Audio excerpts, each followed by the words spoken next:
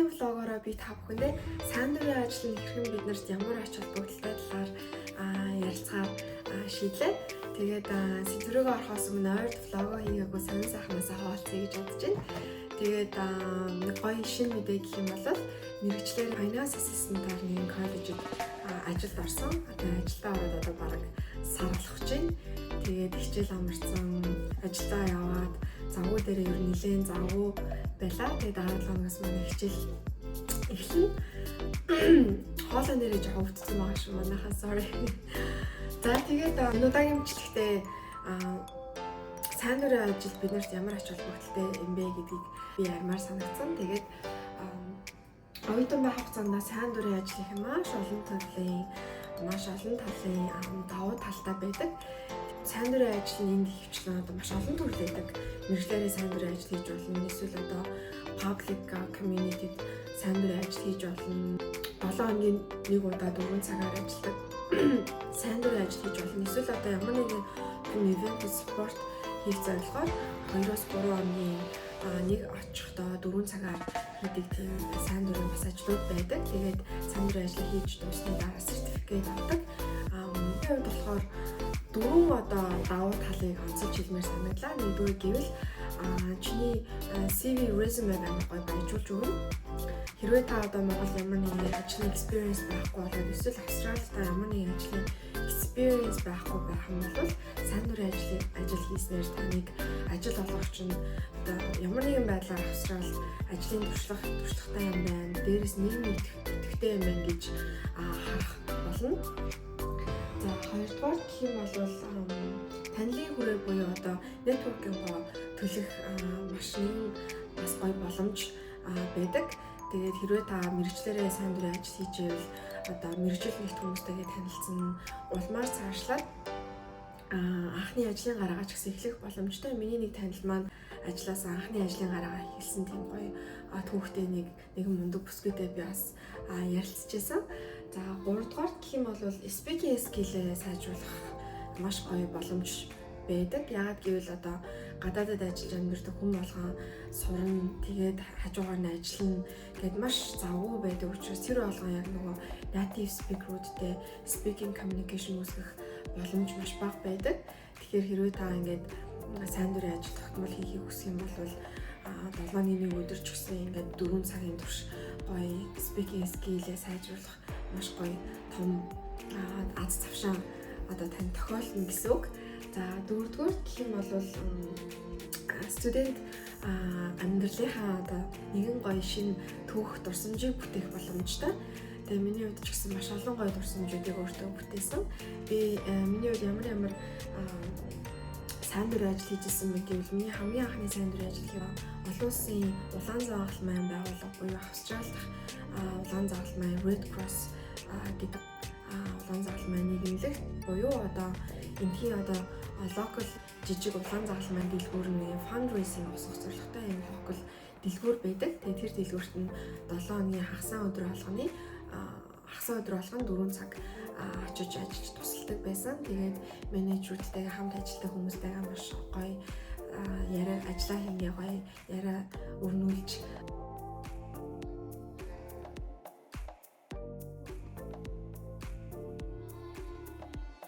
байсан. Тэгээд ковидоос болоод ажиллаа зогсоосон. Мөн ямар бас ажил хийжсэн бэ? Миний хамгийн анхных чинь нэрээ TEDx буюу одоо лидер мундаг амжилттай яваа лидер хүмүүсийн санаачлага ярьдаг тийм нэг гоё ивент байдаг шүү дээ, тий? Дэлхийн алдартай.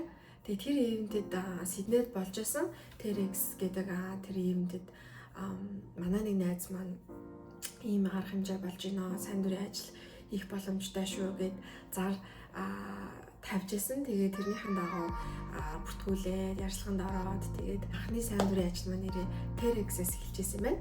За тэгээд дараа нь Red Cross-д 1 жил ажиллаад тэгээд үүний дараа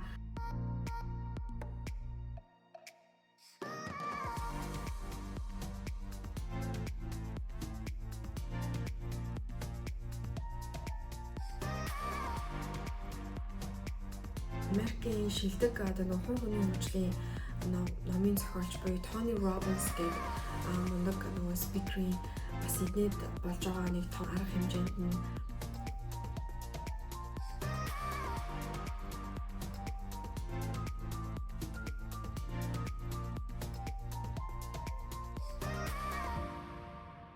сайн дурын ажилд нь нар ажиллаж байсан. Тэгээд одоо ингээд бодохоор ингээд ганцхан одоо хүмүүстэй танилцаал network-ын гот хэлээд хахаас илүүтэй би маш олон зүйлийг сурсан. Тэгээ яг одоогийн байдлаар яг аль биесны ямар сайн дурын ажил хийж байгаа гэх юм бол миний өмнөх Harmony Week гэдэг сургуулийнхаа влогийг хийжсэн. Тэр влог дээр ярьсанчлан Монгол оюутныхаа холбоонд ажиллаж байгаа. Мөн саяхнаас Macquarie их сургуулийнхаа бизнесийн их сургуулийн оюутны холбоонд нь гадаад relationship хариуцсан, external relationship хариуцсан subcommittee-гээр шалгараад ажиллаж эхэлж байна. Тэгээд одоогүй 2 сар болж байна. Тэгээд одоо ингээ харахаар ер нь хувь хүний олон талын skill чадваруудаа хөгжүүлэхээс гадна мэдээж professional skill-үүдээ ч гэсэн сайжруулах боломжтой. Маш олон зүйлийг эдгээр ажил хийснээрээ маш олон зүйлийг сурж мэдэж авч байна. Тэгээд та нар ч гэсэн оюутан байх хугацаанд сайн дурын ажил хийж өөрийгөө маш олон талаар хөгжүүлээрэй гэж уриалмаар байна. За тэгээд энэ влогоор дамжуулаад нэр нэгэн гоё арга хэмжээнд бас та бүхэндээ танилцуулж оролцоорой гэж уриалах хүсэж байна. Тэгээд энэ ямар арга хэмжээ вэ гэвэл Монгол дахь нэг ламтун дохоо гэдэг төрийн бус байгууллагын хүүхэд хөгжлийн хүүхэд хамгааллын төвийн ичдэ орон гэж байдаг тийм. Тэр ичдэ оронд зориулсан хандвийн тийм гоё арга хэмжээ олгож байгаа юм билээ. Тэгээ ичдийн орон маань яг ямар өчтэй вэ гэхээр шилд өгсөн хүүхдүүдийг хамгаалдаг тийм хүүхэд хамгааллын төв. Тэгээд сайн мэдээ гэх юм бол Монголд аль хэдийн ичдийн орон 2 нь баригдаад дуусчихсан. ичдэ орон 3 нь хөдөө орон нутагт баригдаж байгаа юм билээ. Тэгээд энэ төвийн үйл ажиллагаанд нь санхүүгийн хөрөнгө босгох зорилготой. Тэгээд ийм гала найт 10 сарын 8-нд Сиднейд болчих байгаа юм билээ. Тэгээд хэрвээ та хүүхдийн хөгжлийн төлөө Монгол хүүхдийн эрүүл өсөж байж орчин нөхцөлд нь багч гэсэн өөрийнхөө хэмжээнд хувь нэмрээ оруулах гэсэн бол энэ арга хэмжээнд оролцоорой гэж би уриалмаар байна. Манай Mentor Manifesto community-ийн зүгээс ч гэсэн манай ментор маань бас энэ санаачлагыг манай community-ийн нэг менти маань санаачлаад энэ арга хэмжээндээс өөртөөхөө зүгээс гоё бас хандаж босгож энэ арга хэмжээнд гэж санаа гаргаад тэгээд бидний санаагаа дэмжиж ажил хийж байгаа юм. Бүхэл насны бүх хүмүүстэй зориулаад 10 сарын 8-нд өглөө 9 цагаас гоё зүгээр л ингийн хамгийн анхны манай community-ийн зүгээс зохион байгуулж байгаа yoga and mindfulness гэдэг event зохион байгуулж байгаа. Энэ нь болохоор $20 төлбөртэй. Тэгээд таны төлсөн $20 Монголд байгаа хүүхдүүдийн 1 сарын хоолны хэрэглээг даах үс хэмжээний тийм хандив өгч гинэ гэж та бас бодох хэрэгтэй. Хэрвээ хүсэх юм бол та Boloi Creek-ийн парк дээр бид нэр хийхээр зохион байгуулж байна. Тэгээ хэрвээ хүсвэл та нар өглөө 10 сарын 8-ны өглөө 9 цагаас йогагоо хийнгээ.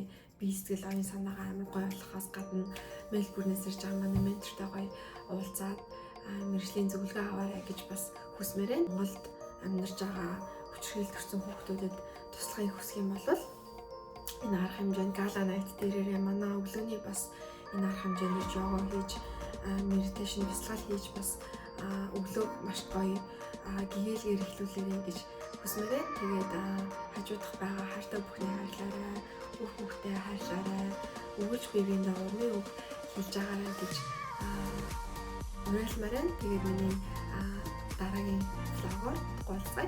Баярлалаа.